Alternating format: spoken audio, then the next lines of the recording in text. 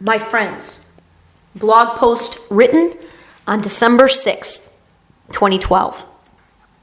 Premise 1. I believe in the universal law of attraction. What you put out in the world is what you attract back. Premise 2. I have an unprecedented understanding of all the different energies I've been putting out in the world my entire life. Premise 3. I do not believe in accidents or coincidences. Every path, much more specifically with friends than with family, is crossing for higher purposes. Logical conclusion? I am drawing to my life experience at present some very, very powerful souls. The opportunities for inspiration and cooperation to indeed change this world surround me and us every day. What has come together in the past 7 weeks, the realization already of some of my wildest dreams, will pale in comparison to what is achieved in the next 6 months. A significant part of my vision has been to own my own company that would allow me the opportunity to work with all the friends with whom I particularly connected to and loved over the years. As a young person in a home with so much pain and sadness, I was constantly looking to relationships outside of the family to fill my many emotional voids. As such, I genuinely connected to people of all ages, often at very deep levels within only days or weeks. Neighbors for whom I baby or pet or house sat for often remarked that they couldn't believe I was only 12 years old with the way that I spoke and carried myself. Not surprisingly, this ability to connect with others, driven by my deep emotional needs, resulted in many, many close friendships. It hit me very hard as a young teenager when I first began to experience the reality of friends coming and going in one's life. The families from whom I babysat would move. The young couples I befriended on our street would outgrow their starter homes. The college kids on our block would go back to school and or leave home for good. And every time, my heart would break. That is when this portion of my vision was born. This desire grew tremendously as a result of my athletic endeavors. 2 programs in particular represented the epitome of what a dedicated, focused group with great leadership could achieve: the Plymouth Lightning soccer program and the Plymouth Canton High School basketball program. While soccer was my foundational love athletically, my world changed forever playing the sport of basketball for my Michigan Hall of Fame coach at Canton. We were absolutely a family.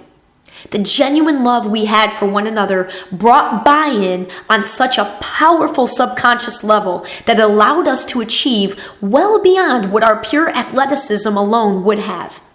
I began at this time, albeit not yet consciously, to wonder what a work world would look like with such teams. After college, I discovered that my inability to find any sort of niche in the mainstream work world was directly related to this growing desire. I knew at some level what amazing things could be accomplished without all the ass-kissing, inefficient, bureaucratic bullshit that seemed to plague every work environment in which I found myself. I didn't want to settle for anything less than my desire to have my work directly influence the world. I wanted to see and feel it. I refused to accept this notion of putting in time in any system or job just for the sake of doing so. I wanted to do what I was capable of doing now.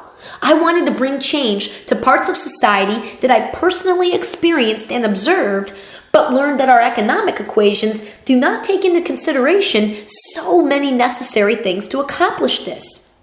Things I felt were absolutely essential, yet not given any real economic value. Happiness, generosity, friendships, and most importantly, love. These things make a difference. In fact, I would argue an infinite difference in whatever goal is being pursued. On November 19th, 1993, the Canton girls proved this phenomenon in a win unlike any other. And now I am creating a for-profit company that will demonstrate it unlike any other. Here's the situation. I've never stayed anywhere in my adult work life for longer than 2 years, and people tend to remember me in one way or another. I've crossed a lot of paths, and now everything and everyone is coming together perfectly.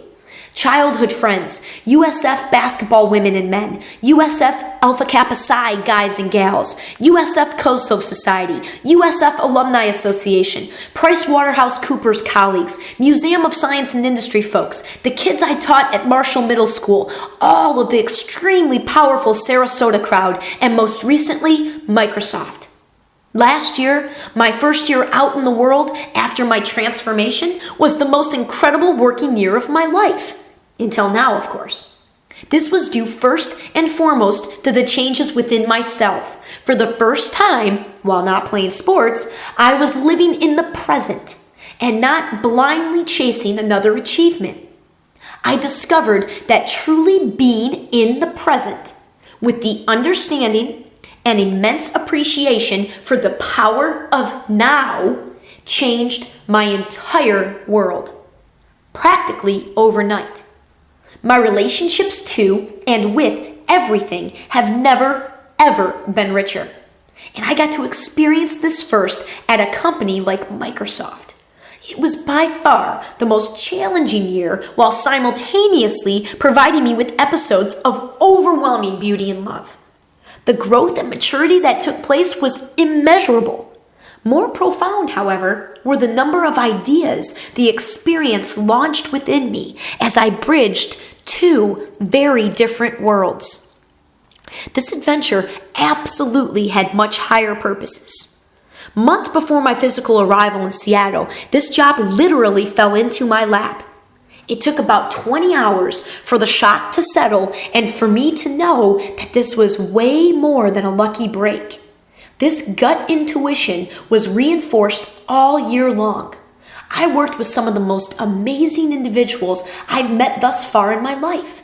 Incredibly bright, very witty, huge hearts, and immense work ethics. And I grew quite close to quite a few of them.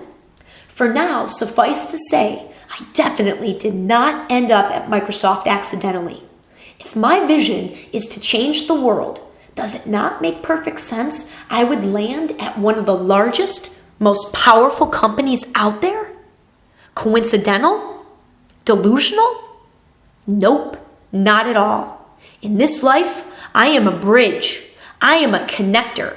I am a teacher. And I am most definitely a leader.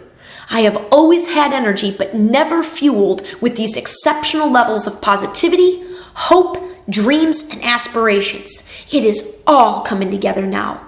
I am established on the East Coast and the West Coast. I am utilizing all of my life experiences, which span the gamut from corporate world to organic farm to entrepreneurial pursuits.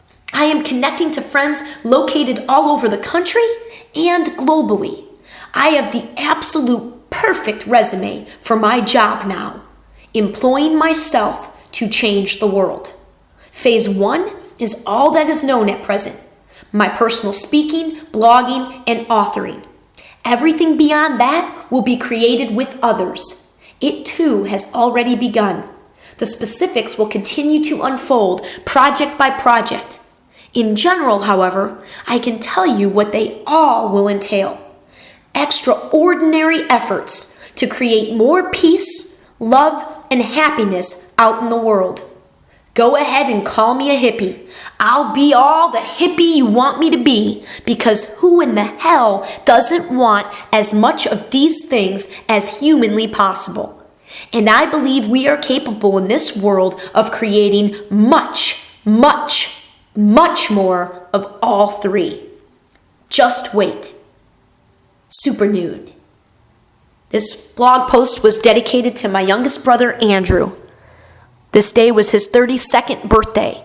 We are almost exactly 5 years apart, and the similarity of our spirits is truly uncanny. The guiding light that brought me to the city that changed me 4.5 years ago. I am so very excited to see what the months ahead have in store for us and our shared lives in Florida.